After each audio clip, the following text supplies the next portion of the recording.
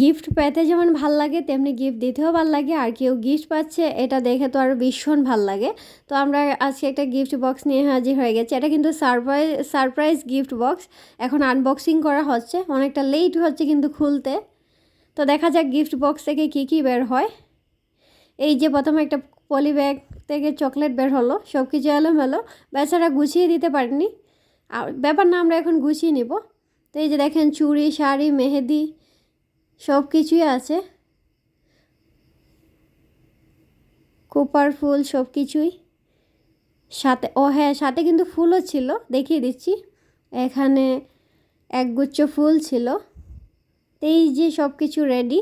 তো আপনারাও আপনাদের প্রিয়জনকে অবশ্যই এরকম একটা গিফট বক্স দিবেন। প্রিয়জনটা আপনার মা হতে পারে, বোন হতে পারে, বা আপনার স্ত্রী হতে পারে, বা আপনার ভালোবাসা মানুষ হতে পারে।